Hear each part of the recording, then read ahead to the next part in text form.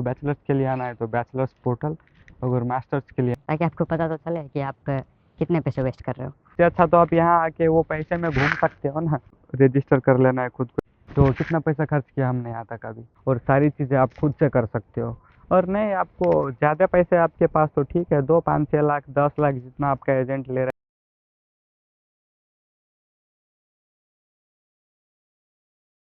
तो जी नमस्ते, अगर आप चाहते हैं कि आप इटली में कम से कम पैसे में आ जाए तो ये वीडियो आपके लिए है। अगर आप चाहते हो कि आप किसी एजेंट के थ्रू आए तो भी ये वीडियो आपके लिए है, ताकि आपको पता तो चले कि आप कितने पैसे वेस्ट कर रहे हो। तो ये सारी चीज़ें हम अच्छे से समझने के लिए इस वीडियो को 5 पार्ट में डिवाइड कर दे रहा हूँ। शुरू में हम समझेंगे कि आप डिसाइड कैसे करोगे कि कौन सी यूनिवर्सिटी में आना है, कौन सी यूनिवर्सिटी में कौन से कोर्स अवेलेबल है। उसके बाद हम देखेंगे कि आपको कौन कौन से डॉक्यूमेंट चाहिए होंगे, और उसके बाद देखेंगे कि हम अप्लाई कैसे करेंगे। उसके बाद देखेंगे कि स्कॉलरशिप कैसे अप्लाई करेंगे, वीज़ा प्रोसेस। तो पहले हम ये देखते हैं कि कौन कौन सी यूनिवर्सिटी में कौन कौन से कोर्स अवेलेबल है। वो आपको पता कैसे चलेगा, आप कहाँ कहाँ से वो सब चीज़ें देख सकते हो। तो आपको आ जाना है गूगल क्रोम पे, और यहाँ पे लिखना है English courses available in Italy. अगर आपके लिए आपको बैचलर्स के लिए आना है तो बैचलर्स पोर्टल, अगर मास्टर्स के लिए आना है तो मास्टर्स पोर्टल। तो फर्स्ट वेबसाइट आपको यहाँ पे दिख जाएगा, आपको दिख रहा है यहाँ पे 259 बैचलर्स डिग्री दिखा रहा है। तो हम देखते हैं, अब यहाँ पे आप डिसिप्लिन चूज कर सकते हो कि आपको कौन से कोर्स में आना है। जैसे अभी के लिए मैं एज्यूम कर ले रहा हूँ कि आप कंप्यूटर साइंस आईटी में आना चाहते हो, तो आपको यहाँ पे क्लिक कर लेना है, और आप देख सकते हो कि university of Trento computer communication and electronic engineering available है यहाँ पे। और यहाँ पे आप फीस भी देख सकते हो, पर इसके बाद हम बाद में करेंगे, क्योंकि आपको स्कॉलरशिप मिल जाएगा तो ये फीस से कोई ज़्यादा फ़र्क नहीं पड़ेगा। और जैसे एग्जांपल के लिए अगर आप चाहो तो जैसे आपको बिजनेस मैनेजमेंट में आना है तो आपको यहाँ देख सकते हो इकोनॉमिक्स एंड बिजनेस, आपको ये कोफोस्कारी यूनिवर्सिटी ऑफ वेनिस, ये सारे आपको यहाँ पे दिख जाएंगे। तो इधर से आप सिलेक्ट कर सकते हो कि आप कौन से यूनिवर्सिटी में कौन कौन से कोर्सेस है और आप किस कोर्स में आना चाहते हो। तो अभी आपने समझ लिया कि आप कैसे डिसाइड करेंगे कि आपको कौन से कोर्स में आना है, और आपको कैसे पता लगेगा कौन कौन सी यूनिवर्सिटी में कौन कौन कोर्स अवेलेबल है। तो आपने जैसे डिसाइड कर लिया, चलो एज्यूम कर लेते हैं कि आपको सैपियंसा यूनिवर्सिटी में आना है, अप्लाइड कंप्यूटर साइंस में आपको अप्लाई करना है। फिर हम बात कर लेते हैं कि डॉक्यूमेंट आपको कौन कौन से चाहिए रहेंगे अप्लाई करने के लिए। तो ये सारी डॉक्यूमेंट है, ये सारी लिस्ट है डॉक्यूमेंट की जो आपको चाहिए होंगे अप्लाई करने के लिए। फर्स्ट में है आपका पासपोर्ट। सेकेंड, अगर आप बैचलर्स के लिए कर रहे हो तो आपको आपके 12th बोर्ड के सर्टिफिकेट, और अगर आप मास्टर्स के लिए कर रहे हो तो आपके बैचलर्स और आपके 12th बोर्ड दोनों के सर्टिफिकेट्स आपको चाहिए रहेंगे। उसके बाद आपको एक सीवी लगेगी जो आप यूरोपास से बना सकते हो। फिर उसके बाद आपको एक मोटिवेशन लेटर लिखना है कि जैसे आप ये क्यों पढ़ने के लिए आना चाहते हो, इसी कंट्री में क्यों पढ़ना चाहते हो, इस यूनिवर्सिटी में क्यों पढ़ना चाहते हो। ये आपको एकदम ध्यान से अच्छे से लिखना है। आपको बता दूंगा और थोड़ा सैंपल भी आपको दिखा देता हूँ कि मोटिवेशन लेटर दिखते कैसे हैं और आप इसको कैसे लिख सकते हैं। फिर उसके बाद आपको चाहिए रहेंगे 2 रिकमेंडेशन लेटर। वो आप अपने लास्ट हाई स्कूल, मतलब आपका सबसे लेटेस्ट जहाँ पे आपने पास किया, जैसे बैचलर्स आपके लिए कर रहे हो तो आपका आपका 12th बोर्ड का जो आईटी डिपार्टमेंट होता है उधर पे आप जाएंगे और उसको पूछेंगे कि मुझे दो दो रिकमेंडेशन लेटर चाहिए, तो वो आपको आसानी से बना के दे देंगे। उसके बाद आपको चाहिए रहेंगे आइल्स सर्टिफिकेट। अगर आप बैचलर्स के लिए कर रहे हो तो मैं आपको रिकमेंड करूँगा कि आप आइल्स कर ही लो। अगर आप मास्टर्स के लिए कर रहे हो तो इतना इम्पोर्टेंट नहीं है आइल्स करना।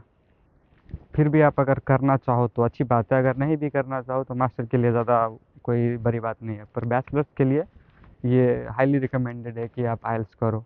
और उसके साथ साथ आप उसी आईटी डिपार्टमेंट में आप ये पूछ सकते हो कि एक इंग्लिश प्रोफिशिएंसी सर्टिफिकेट आप बना के दो, वो लोग आपको बना के दे देंगे। तो इतनी सारी डॉक्यूमेंट, और अगर आपने कुछ अच्छा किया हुआ है अपने स्कूल में, अपने बैचलर्स डिग्री में, जैसे कि एक्स्ट्रा करिकुलर एक्टिविटीज़ में कुछ मेडल आपने जीता हुआ है, अब जैसे अब होता है ना आपके पास कुछ सर्टिफिकेट हो, जैसे किसी क्लब का आप प्रेसिडेंट है वगैरह, ये सब आपके पास है तो आपको ये भी आप अटैच करेंगे अपने एप्लीकेशन के बाद। तो ये सारी लिस्ट आप फिर से एक बार ये चेक कर लो।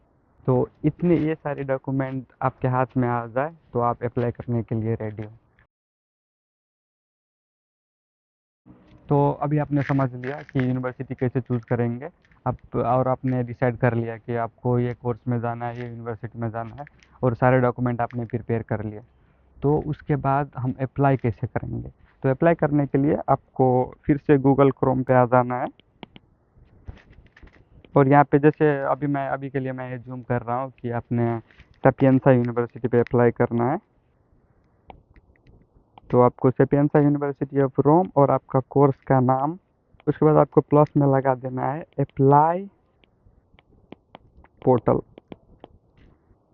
और इतना लिख के आपको सर्च कर देना है। यहाँ पे आप देखो पोर्टल, जहाँ पे पोर्टल लिखा हो सीधा सीधा वो आपको थोड़ा नीचे आ जाना है, ताकि आपको अंदर जाके ज़्यादा परेशान ना होना पड़े। तो डायरेक्ट आप पोर्टल पे आ जाओगे। जैसे आपने यहाँ पे पोर्टल पे क्लिक कर लिया, आप देख सकते हो यहाँ पे आपको रजिस्टर कर लेना है खुद को। आप अपना ईमेल डाल दीजिए, जो आपको पासवर्ड रखना है वो पासवर्ड डाल सकते हो।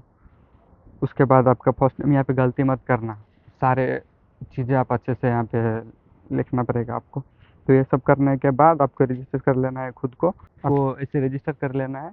और उसके बाद जो जो डॉक्यूमेंट चाहिए होंगे आपको सारे फिल कर देना है। मोस्ट ऑफ द कोर्सेज में यहाँ से पेंसा में एप्लीकेशन फ़ी नहीं होती, तो ज़रूरत नहीं है पैसे देने की। यहाँ तक आपने अप्लाई कर दिया, सेपियंसा में अप्लाई कर दिया, एक भी पैसे का खर्चा नहीं हुआ है आपका अभी तक। नहीं, अभी कौन कौन से कोई से यूनिवर्सिटी में एप्लीकेशन फ़ी होते हैं, ज़्यादा नहीं होता, 30 यूरो, 10 यूरो, 15 यूरो, 50 यूरो, इससे ज़्यादा नहीं होता। 100 यूरो आप रख लो एप्लीकेशन फ़ी के लिए, उससे ज़्यादा एप्लीकेशन फ़ी में नहीं लगेंगे। तो अभी आपने ये समझ लिया कि यूनिवर्सिटी कैसे डिसाइड करना है, कहाँ पे आप चेक कर सकते हो कौन कौन से कोर्स अवेलेबल है। आपने डिसाइड कर लिया, कोर्स डिसाइड कर लिया, आपने समझ लिया कि कौन कौन से डॉक्यूमेंट चाहिए, आपने सारे डॉक्यूमेंट प्रिपेयर कर लिए, और आपने अप्लाई कर दिया यूनिवर्सिटी में। 5 यूनिवर्सिटी में आप अप्लाई करो तो आपके लिए अच्छा है, पाँच कम से कम 5 यूनिवर्सिटी में अप्लाई करना चाहिए। तो आपने अप्लाई कर दिया 5 यूनिवर्सिटी में, और उसके बाद अभी उसके बाद आपको बस वेट करना है।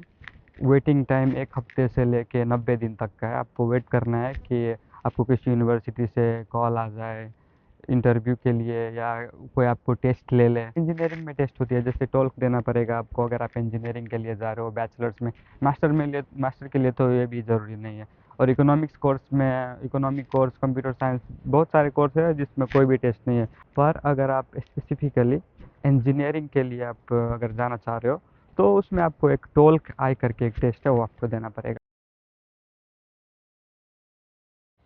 तो आपका ऑफर लेटर आ गया। तो अभी हम समझते हैं कि आगे क्या करना है। ऑफर लेटर आने के बाद दो काम हमको जल्दी से जल्दी करना है कि एक तो प्री इनरोलमेंट करना है यूनिवर्सिटी से, और दूसरा स्कॉलरशिप के लिए अप्लाई करना है। यहाँ पे रीजनल स्कॉलरशिप होती है।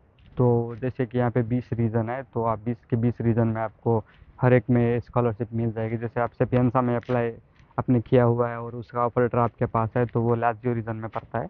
तो लात्सियो जिसको स्कॉलरशिप करके है, तो वो आपको अप्लाई करना है। तो वो जून जुलाई में ऑलमोस्ट सारे यूनिवर्सिटी, सारे रीजन के जो स्कॉलरशिप है वो ऑलमोस्ट जून जुलाई में ओपन हो जाते हैं। तो आपको चेक करते रहना है और उसके ऑफिशियल वेबसाइट पे, और चेक करते 1 महीना टाइम होता है बस वो अप्लाई करने का, वो आप मिस नहीं कर सकते।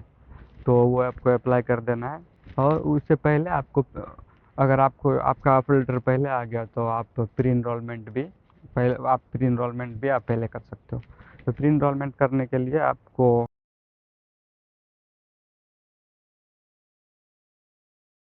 इनरोलमेंट करने के लिए आपको आ जाना है यूनिवर्सिटी वेबसाइट पे। यहाँ पे आप गूगल पे यूनिवर्सिटी लिखोगे, यहाँ पे आपको रजिस्टर कर लेना है। मैं आपको अभी बता दे रहा हूँ ये प्रोसेस आपको कैसे कंप्लीट करना है।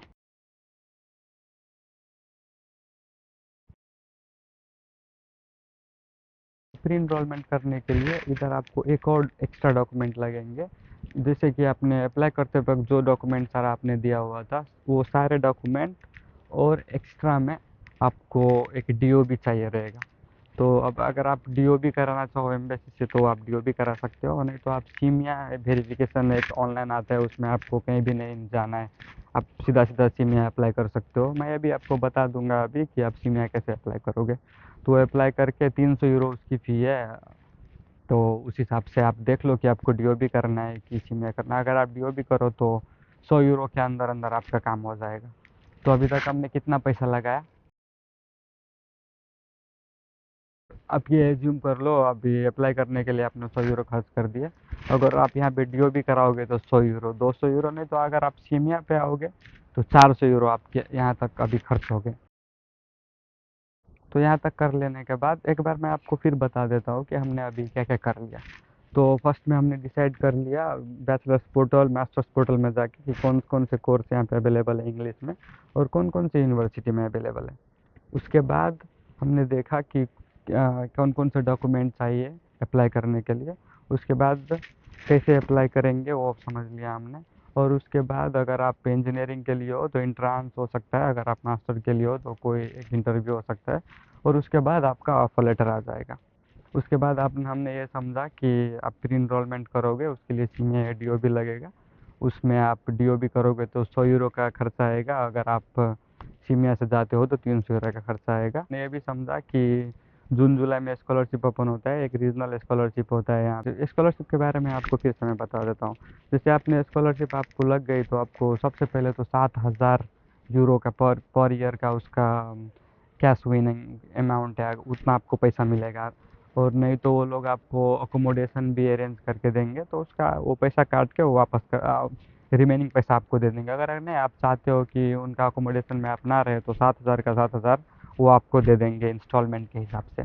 और प्लस में आपके यूनिवर्सिटी की फ़ीस आपको नहीं देनी है। जितने भी अभी 2,000 4,000 6,000 8,000 कितनी भी फीस हो यूनिवर्सिटी की, कितनी भी फीस हो वो आपको कुछ भी नहीं देना है। आप वो सारे वो ज़ीरो हो जाएंगे आपके।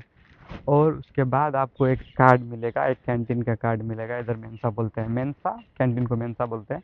वो कैंटीन का कार्ड मिलेगा आपको। और उससे आप डिस्काउंटेड अमाउंट में खाना खा सकते हो 2 टाइम, एक लंच और एक डिनर।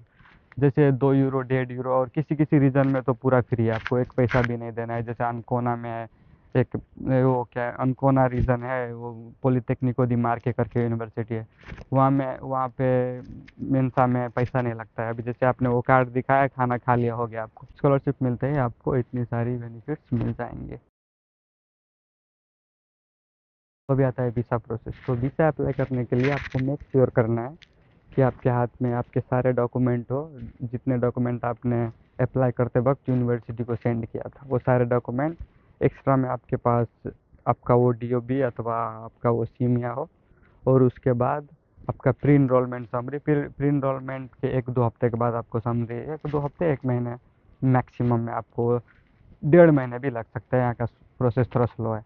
तो उसके बाद आपको प्री इनरोलमेंट समरी मिल जाएगी। तो अभी से अप्लाई करने के लिए आपको ये सारे डॉक्यूमेंट चाहिए रहेंगे। अभी जैसे मैं एग्जांपल के लिए कोलकाता एम्बेसी ले लूँ तो इनका चेक लिस्ट ये है। और वन बाय वन मैं आपको बता दे रहा हूँ कि कौन कौन से डॉक्यूमेंट आप कैसे बनाओगे। तो कितना पैसा खर्च किया हमने यहाँ तक अभी, दो ही जगह तो पैसा लगे ना। जो आपने अप्लाई किया, अभी 100 यूरो मान लो आप, 30 यूरो किसी यूनिवर्सिटी में, 10 यूरो 15 यूरो, 100 यूरो आप मान लिए एप्लीकेशन का। और उसके बाद आपने खर्च किए डीओबी में 100 यूरो, और नहीं तो सीमिया में 200 से 400 यूरो। इतने में आप वीसा तक आ गए हो। और उसके बाद आप वीसा लॉन्च करोगे, उसके बाद इंटरव्यू का वेट करोगे, हो गया आपका काम। नहीं, अगर आपके पास ज़्यादा पैसा है तो 5-6 लाख दे सकते हो, आप एजेंट को भी दे सकते हो। मैं आशा करता हूँ कि ये सारी बात आपको समझ में आ गई होगी कि आपको कितने कम पैसे में आप यहाँ पे आ सकते हो और सारी चीज़ें आप खुद से कर सकते हो। और नहीं, आपको ज़्यादा पैसे आपके पास तो ठीक है, 2 5 6 लाख 10 लाख जितना आपका एजेंट ले रहा है दे सकते हो। पर आपको दिख गया यहाँ पे पैसा ही नहीं लग रहा, वो सारे के सारे पैसे वो खुद रख रहा है। इससे अच्छा तो आप यहाँ आके वो पैसे में घूम सकते हो ना। खुद डिसाइड करो आप।